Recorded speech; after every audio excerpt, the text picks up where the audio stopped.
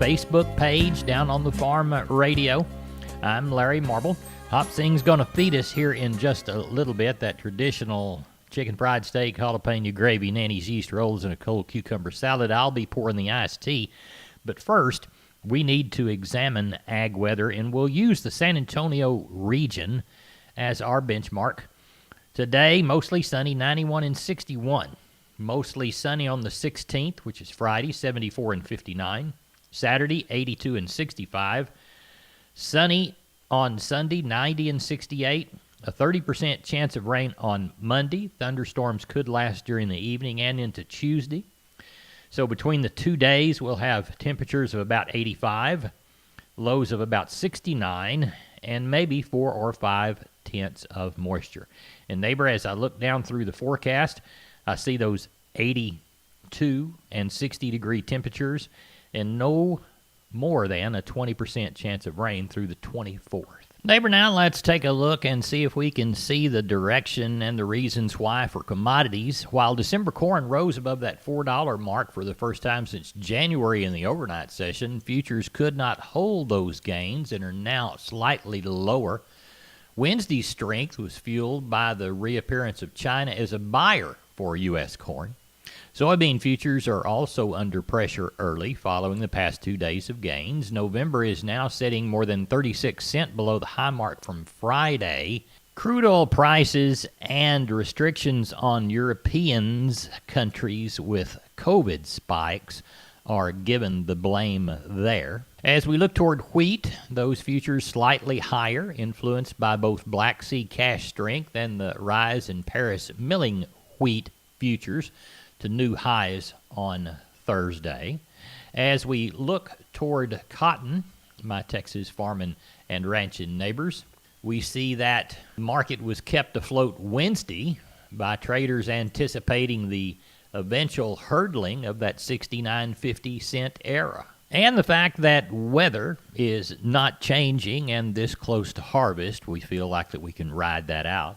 And of course, cotton harvest progress has developed over Texas to where the panhandle is ginning constantly, and we've got a lot of that cotton moved out across the state. While we're on a roll and waiting for Hop Sing to serve, let's check live and feeder cattle. The cash market directions become disappointing to say the least, with the packers unwilling to increase bids through the first half of the week. The combination of recent futures market erosion and the pressure in the boxed beef prices have led feeders giving in to lower price values Wednesday afternoon, with light trade reported in several areas. Southern trade, we'll call it 108 by the hundredweight on the hoof in the dirt. 169 is the best I saw on the Packers dressed deals. December live futures closed 110.27, although it looks like the current prices are just slightly above those support levels. You know, neighbor, when I was a kid growing up in the irrigated regions of the Texas Panhandle, my dad and I always fought grasses.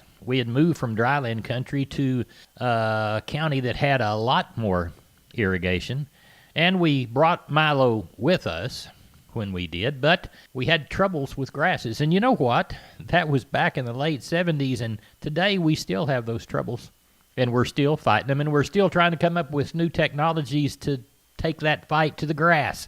That's what Tom Nicoletti's talking about on today's edition of Texas News and Views. Right, Tom? New sorghum technology to plant on grass-pressured acres. I'm Tom Nicoletti with Texas News and Views from the Texas Farm Bureau Radio Network. More in a minute. Nutrien Ag Solutions strives to help you lead the field by providing access to the latest digital tools to meet today's farming challenges, including best of the best innovative technologies like real-time field monitoring and data collection, plus services to help you manage invoices, payments, and crop planning. Seize the opportunity this season and beyond. Find your local crop consultant at nutrienagsolutions.com. What's impressive about Pioneer brand sorghum? I'm here in the Rio Grande Valley, Texas, sorghum country, but also sugarcane aphid country. This field is one of over 60,000 test plots. That's a lot of data, and the reason why Pioneer sorghum dominates the industry in yield potential and sugarcane aphid tolerance. A test plot in the Rio Grande Valley. Another place that makes Pioneer, Pioneer. Contact your local Pioneer sales representative. Today, my guest is Slade Price. He is a field agronomist with Pioneer for South Texas. He joins us from west of Corpus Christi. Slade, today we're going to talk about some of the Pioneer technology that will benefit farmers as they look towards the new crop season in 2021. Let's start with the Protector Series launched last year for grain sorghum hybrids. Pioneer remains to be a leader in sugarcane aphid research. The Pioneer Protector Series sorghum, which is our designation for our hybrids if they are strong sugarcane aphid tolerant. Over 40% of Pioneer sorghum lineup has this designation. Yes, and certainly sugarcane aphids have become a problem not only in your region of South Texas and the Coastal Bend, but across the state. And so this is certainly going to be advantageous for farmers. That's correct. It's been a major pest in sorghum for the last probably 5-6 years now. And so initially, it's not been out there very long. How has this Protector Series worked for producers? It's working well. Anything that is a 5 or better in our sugarcane aphid tolerant ratings gets this designation of Protector and seems to be holding up and holding true to what we expect it to do after all of our research has been done over the last several years. Let's move on to an herbicide trait for sorghum, and that's called Enzyn, which will be released in the future by Pioneer. What is Enzyn? Yeah, so we're in the infant stages of launching our Enzyn grain sorghum, which is our groundbreaking non-GMO ALS herbicide-tolerant sorghum, and that's built on Pioneer's elite genetic and agronomic traits. This trait, coupled with Corteva's Zest WDG herbicide, provides an innovative and effective solution to yield-robbing grass pressure in sorghum. It maximizes flexibility, productivity, and profitability on every sorghum acre. And this is applied after the crop has been planted? Yes, that is correct. After post-emergence, it's applied. One of the main key topics for this technology is that it's non-GMO, so it can still go to the organic market as well. We've done rigorous testing over the past several years, and we have a robust pipeline of products just waiting to be advanced. Slade, what about the crop situation in South Texas? Most harvests are completed in the fall, but farmers are looking forward to the new growing season in the new year. So 2020 crop year was kind of tough. It was dry in the spring and when our crops are determining yields. And we got a lot of rainfall in May and early June that really kind of threw us for a loop, especially some of our earlier season sorghum hybrids. But it's South Texas. We never know what type of weather we're going to have, what type of year we're going to have. And so that's why Pioneer's message to our growers has been plant a mix of different hybrids at different maturities because we don't know what type of year it will be. That is Pioneer field agronomist Slade Price joining us today from the Coastal Bend region of Texas. After my first car accident, I feared the biggest damage would be to my wallet. I expected a mountain of bills and a long, drawn-out process. But my Texas Farm Bureau insurance agent was there when I needed her and helped me get back on my feet and in my car in no time. Instead of a hassle, I got reassurance and a quick recovery. Visit Texas Farm Bureau Insurance today at tfbinsurance.com to find an agent who's there when you need them most. Coverage and discounts are subject to qualifications and policy terms and may vary by situation. This is Texas News and Views. I'm Tom Nicoletti with the Texas Farm Bureau Radio Network. Neighbor Hop sings ladling out the gravy, and I'm pouring the iced tea. You folks fill your plates with that chicken fried steak and a cold cucumber salad. Don't forget Nanny's yeast rolls. She'd be upset if you did.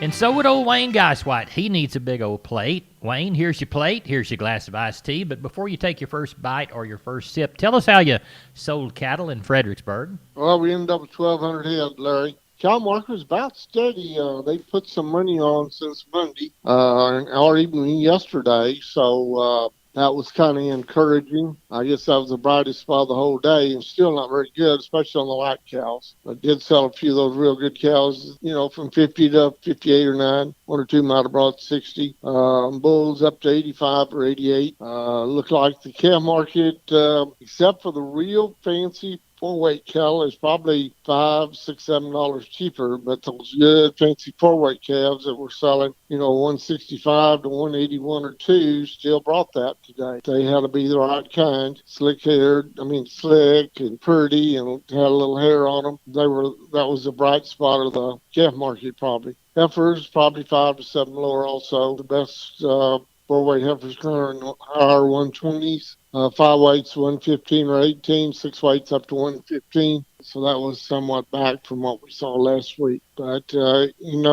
anything that didn't look right or was plain, they got hurt, and we had quite a few fat, full cattle today, and they sure got hurt a lot. I understand. What do you know for next week? Well, there's been some people already calling about asking what to do, and it's October. Uh-huh. And nobody really knows what's going to happen there. We just need a rain up north so we can go out and get some wheat planted and get some wheat up. Right. And get some optimism back in the air. Right.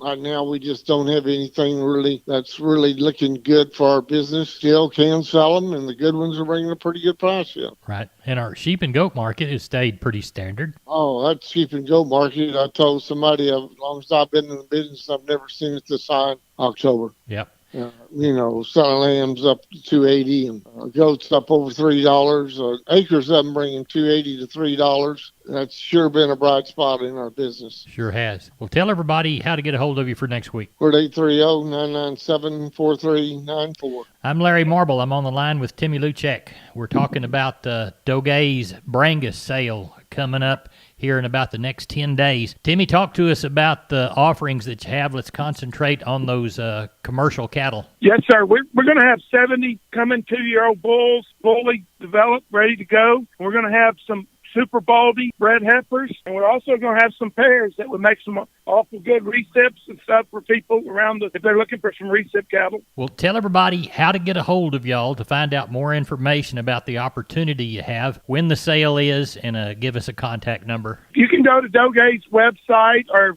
my number is 210-834-1247. You can call me anytime.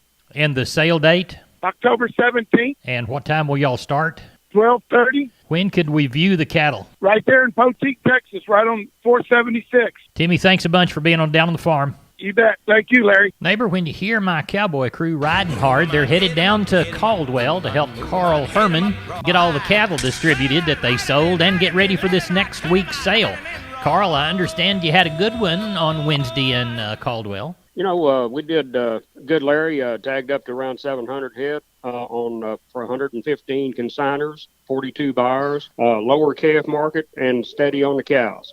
We had 100 cows and bulls yesterday. Slaughter cows 30 to 60, slaughter bulls 60 to 84, stocker cows 575 to 900, and the pairs 800 to 1100. On the steers, 2 to 3 weights brought 150 to 180, 3 to 4 weights 130 to 177.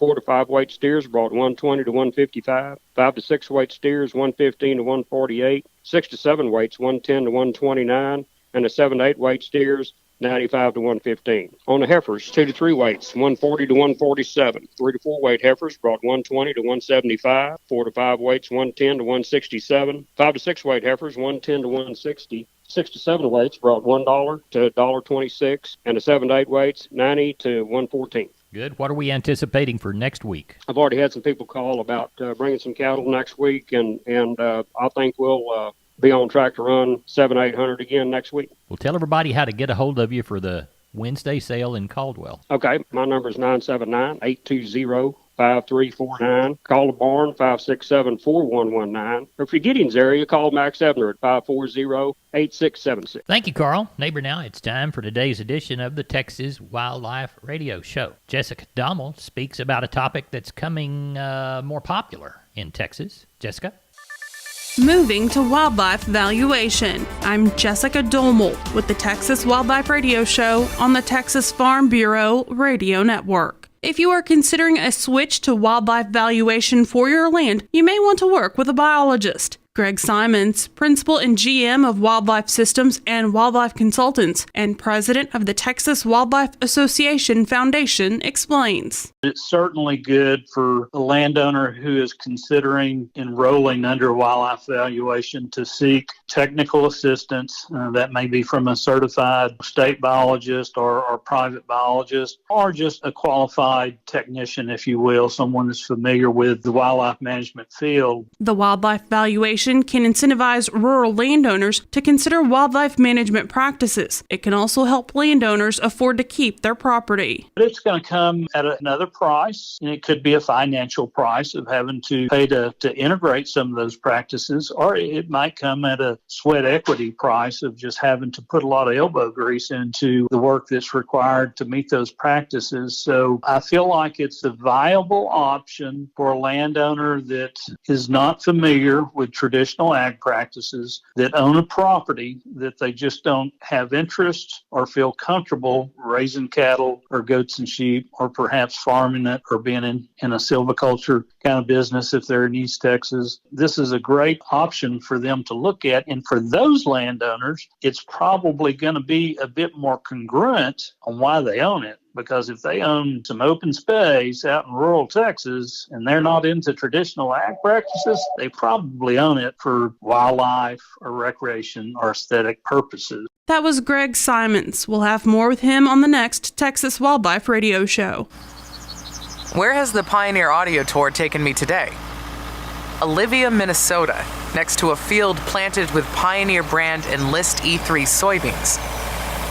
This field looks peaceful, but like every field, there's a constant battle going on against weeds. Right now, the farmer of this operation is making a pass with what looks like a 120-foot sprayer boom. Enlist E3 soybeans offer the most advanced trait technology on the market. And while it's new to most farmers, it's not new to Pioneer. Pioneer experts and agronomists have already completed hundreds of on-farm trials, all so that acres like this have healthy soybeans with great yield potential. Enlist E3 soybeans on a farm in Olivia. Another thing that makes Pioneer, Pioneer. You'll hear more from me later. For now, let your local Pioneer sales representative hear from you. For the Texas Farm Bureau Radio Network, I'm Jessica Domel. Neighbor, let's take a look at the commodities. We gave you some simple direction earlier. Let's refresh them right now. December corn, $3.98 3/4, up 2 1/4. November beans, $10.57 1/2, up 1 1/4. December Kansas City hard red winter wheat, $5.42 even money, up 6 3/4. December number 2 cotton up a nickel at $68.98. December live cattle down $32.50 at $109.95. January feeder cattle down 2 1/4 at $133.30. Lean hogs, the December contract up 72 1/2 at $69.12. Your December U.S. dollar index up 474 points at 93.84. And December crude, the West Texas product, down 127, but still above that $40 mark by 7 cents, 40.07. Neighbor, let's take a look at the grains courtesy of John Tuggle. Sorghum through Corpus in October, $10.65. Yellow corn through Corpus in October, $4.36 1/2. Hard red winter wheat through Corpus in October, $16 1/4. Soybeans through Houston in October, $10.41 1/4. 790 bale of East Texas cotton, 3,990 bale of West Texas. Prices ranged from $61.83 to $64.83. Neighbor, looks to me like that is all the time I've got for this edition of Down on the Farm. We appreciate you listening to us on whatever device you are. Remember, we're on our webpage with a live stream. We're on Down on the Farm Radio's Facebook page with a live stream. And we're on 14 different affiliate stations. Thanks for listening. Good day.